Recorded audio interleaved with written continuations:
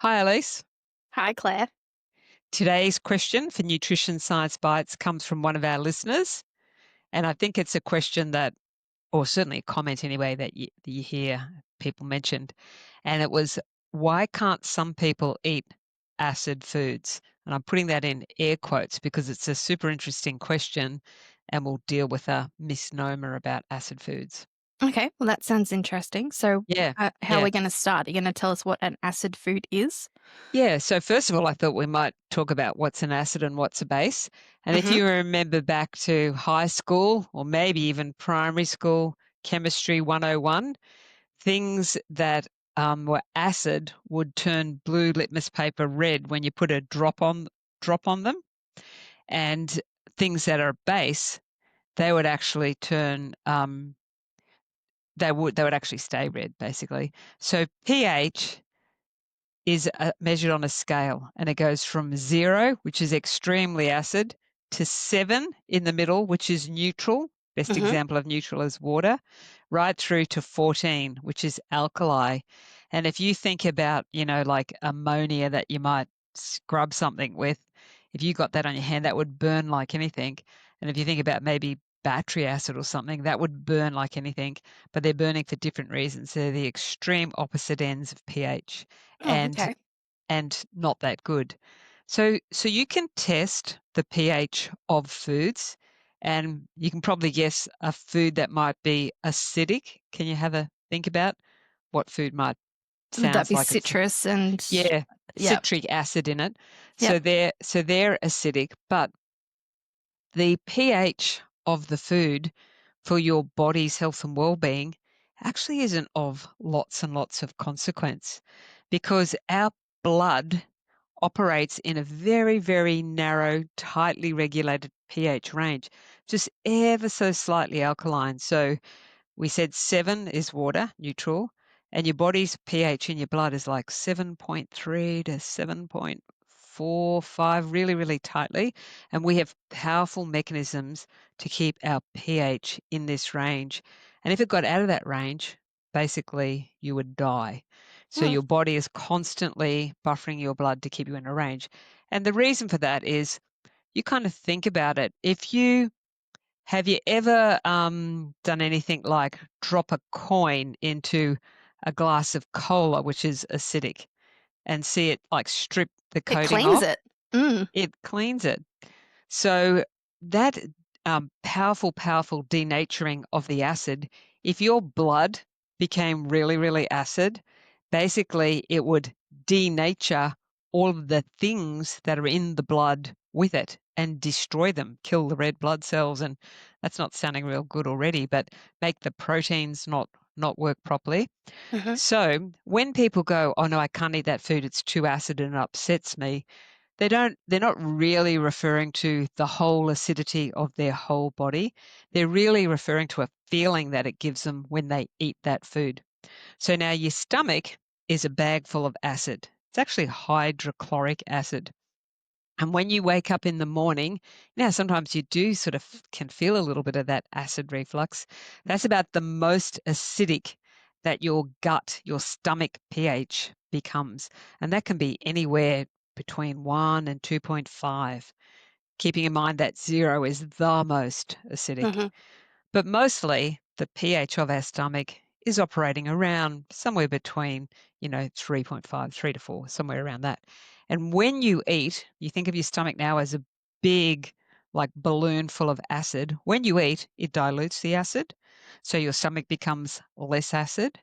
But if you eat something that actually has a pH itself of acid, like an orange or Hmm. maybe a tomato, then you can actually make the acid increase. And then there are, so, you can go, oh, when I eat that, I feel acidity. But so your stomach is like the balloon. Above your stomach, the pipe that goes down from your throat down into your stomach, that's called your esophagus. Hmm. And what separates your esophagus from your stomach is a round muscle called a sphincter. Now, some things that you eat or drink can force that to over relax. And then imagine that. So now you've got the separating sphincter muscle down into your stomach full of acid. and you go and bend over and your sphincter's loose, well, up comes the acid into Mm. your esophagus, and that gives you what's called reflux. Now, as you get older, unfortunately, that muscle just naturally becomes a little bit more loose. So as you get older, more things are going to trigger reflux or make you feel like your acidity. And so in checking into that, now I know why my nana used to say, I can't eat tomatoes, they give me acid, Oh, because right. it probably was triggering her esophageal reflux. So many things to look forward to as we age, isn't there?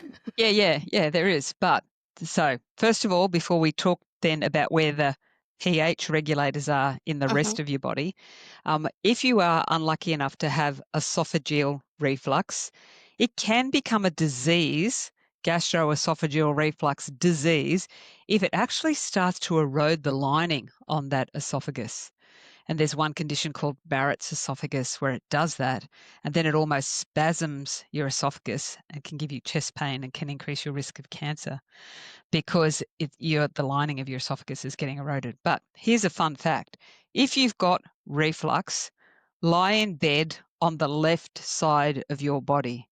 So when you do that, the relationship of your stomach to your esophagus, it makes it look a bit like a goon sack or one of those water coolers with the tap at Yep. the bottom. Yep.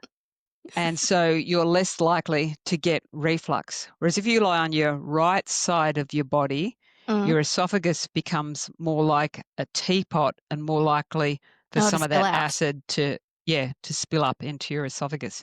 So lie Okay. on your left side. You might have to have, you might have to wrangle to get if it's better for you to then have the left side of the bed so that you naturally feel more comfortable that way. But anyway, that's the thing. Okay. So that's why some foods that actually are acidic, orange, tomato, things like plums are also acidic, Hmm. why they can trigger you to feel that esophageal reflux burning.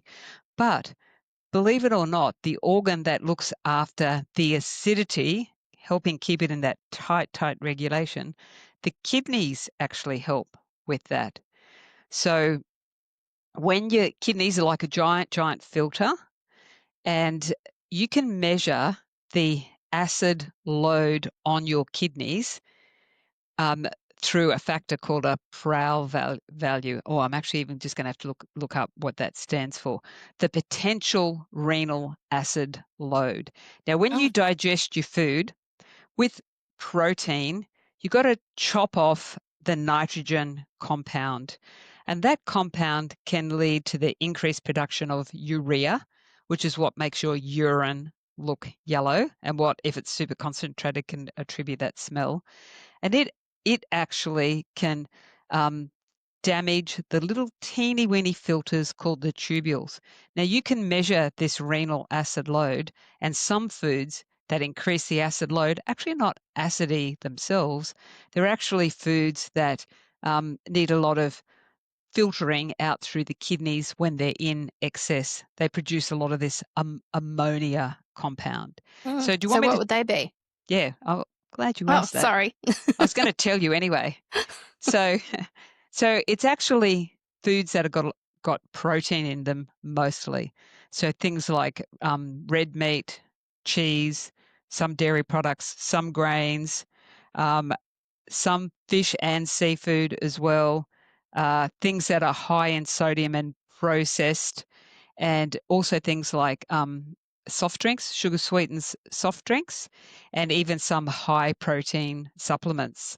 So, in general, it's things that are high in protein, and it's because of this nitrogen that needs to be chopped off. It can then acidify the environment in your kidneys and basically nuke those little teeny weeny tubules. And that's not good news, and it's especially not good news if you've already got kidney disease.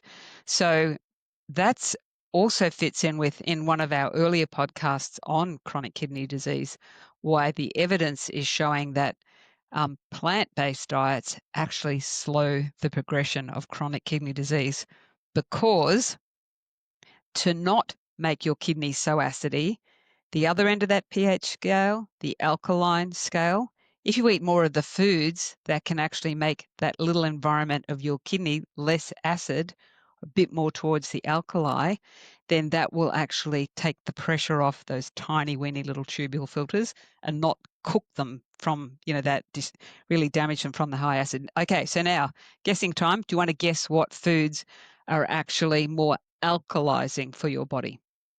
Um, Now I've got no idea because I'm not a dietitian, but maybe the starchy type ones? Nah, you're wrong. Sorry. That Okay. was a Yeah, really mean well, question too, I'm wasn't it? not a dietitian, Claire. Yeah, We've I been know. through this. Yeah, and also I've gone and checked all this up, so I'm cheating a little bit anyway. But actually, it's vegetables and fruit. It's more of the plant-based foods, and this is why I think sometimes it's a little bit confusing for people, because um, you know, fruits can have in of themselves an acidic pH, but when they go down through the kidneys, they're more able to neutralize this acidifying metabolism effect. So it's actually your metabolism that's acidifying the kidney, and the vegetables and fruits don't do that basically. So So even if you're eating oranges and tomatoes, the types that are quite acidic. yep, they have a neutralizing effect, pushing down, pushing the acidity more towards the alkalinity when Mm. they actually go through your kidneys. So people can Google that if they want. The potential renal acid load, it's shortened to called PRAL. But what I found interesting about these PRALs is that um, it's affected by a whole lot of factors in food, not only the protein content, but by minerals. So, potassium, magnesium, they all make a difference. And even some other things that are anions and citrate and malate. And these really help with that like buffering. It's like a buffering effect then in your kidney. So the PRAL can be calculated. You Mhm. can get a measure of how helpful or unhelpful. So the more negative the PRAL, the better for looking after your kidney. So let me just tell you all the things that they've calculated a PRAL factor for. So the most negative, which means helpful, raisins, bananas, green grapes, purple grapes, tomatoes. That was on the Yeah. oranges, plums, peaches, pineapple. So, what that tells me is because those fruits are really helpful for looking after your kidneys, especially if you've got chronic kidney disease, but you can't eat them because you feel like they make your your gastroesophageal reflux worse, then it may mean that you need your gastroesophageal reflux looked after and talk to your GP in case, because sometimes some people need to have medication to help with that acid reflux. Okay, now there's some other things on that list that are not in and of themselves an acidic pH, and that's some of the vegetables because that also have a negative PRAL. So the most negative PRAL factor, good old fashioned beetroot. Mm. Okay. So that's pretty good. Radish, cucumber, kale, pumpkin. Everyone in Australia loves pumpkin. My Potatoes. children would argue that fact, but I wouldn't. Yeah, yeah, maybe that's an old-fashioned thing.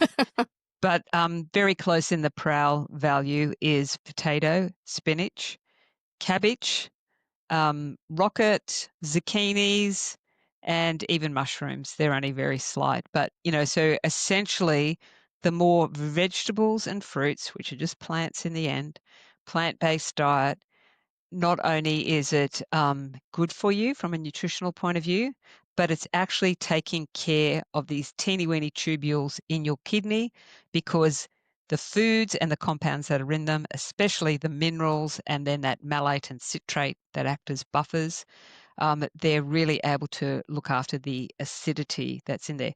Now, another reason why I think this resurfaces, like, oh, the acid avoiding diet or the alkaline diet is you see the alkaline diet periodically be spruiked by, a celebrity. It hasn't happened for a while, but that's also where some people might go, oh, there used to be a thing you're supposed to follow the alkaline producing diet. And in and of itself, it's mostly high in vegetables and fruit. So go for your life That's okay.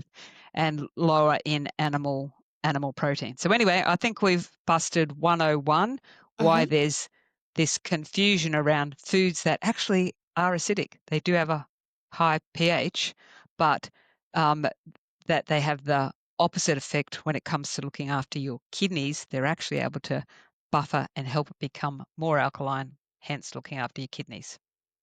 But some people still can't eat them very well because it will affect their Because reflux. of the reflux, Yes. because of the reflux. And if you've got reflux disease, or you bend over and you can feel all the Mm. acid coming up your food pipe, which is your esophagus, go and chat to your doctor, because there may be other things that need to be investigated, because like that's not benign. It increases your risk for esophageal cancer or spasming of your esophagus. And believe it or not, just those little acid fumes coming up, it actually can trigger asthma, because the acid Oh, fumes then filter down into your airways and can make you bring on an asthma attack. So so is that the same as heartburn as well, or is that different? yeah, no, heartburn. Yeah, I think historically we always just called it heartburn. And some people whose esophageal sphincter works Mhm. pretty well, but if you put the pressure of like a big Christmas dinner or a party food on their esophagus, then they get reflux in those situations. So the common name's heartburn. The Mhm. um the health name is gastroesophageal reflux, because the reflux is going from the stomach in your gastrointestinal tract up into your esophagus, which is your food pipe. So I've got an interesting one for you, Claire. When I was Yes. pregnant, I would like to eat Wheat Bix, but Wheat Bix gave me reflux.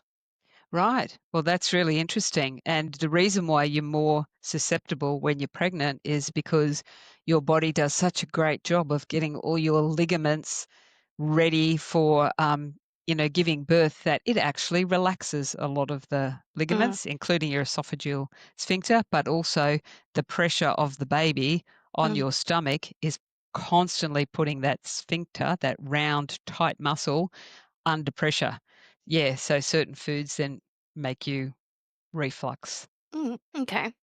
And the sphincter, so you said sometimes that might need medication, or can you ever tighten that, or once it's sort of loosened There and is. There damaged? is actually a surgical procedure, and that would be judged on the basis of the damage being done to your esophagus. So there is actually, these days it's done mostly by keyhole surgery to Mhm. tighten that. But again, that wouldn't just be done willy-nilly. Most of the medications are designed to like dilute the acid to try and limit the damage to your esophagus, because by lowering the amount of acid. That's what those antacid tablets do as well. So, Claire, if you don't have any antacids, is there a type of food that you can have or a drink? I've heard that milk can sometimes calm it down. Is that a myth or a Well, in the old fashioned days, the ulcer diets used to include giving people milk and all kinds of dairy products to try and keep something in the stomach. But really, any food you put into your stomach will help dilute the stomach acid. So, yes, a glass of milk, a piece of toast, eat a banana. I think psychologically, you're probably not going to want to eat something that's super acidic, like an Yep. orange. But yes, any food will lower that. Those studies where they've measured the pH in the stomach, remember we said that 7 is neutral, 0 is the most acidic you can get. The stomach's mostly around 3. They say that when you eat something, like after a meal, it's anywhere between 3 or even touching up to 6. So any food in your stomach, and then definitely do not lie down if you've Yep. got reflux. And then when you go to bed, you could prop the head of your bed up and lie on your left side. So all of those things will actually be helpful. Okay. Okay. So I think the bottom line on this one is, if you have acid reflux, try not to paint yourself in a corner. Oh, now I can't eat this and I can't eat this and I can't eat this, but use it as an opportunity to go and talk to your doctor, because it is related to some other health conditions.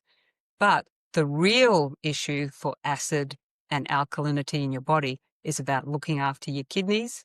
And the bottom line, eating lots of vegetables and fruit will help those little tubules, those little tiny nephrons in your kidneys to stay healthy and not be acidified by the foods you eat, especially animal proteins that tend to be more acidifying of the kidney. Okay, that's lots of information. Lots of Thanks. information. Done. Thanks, Professor Clare.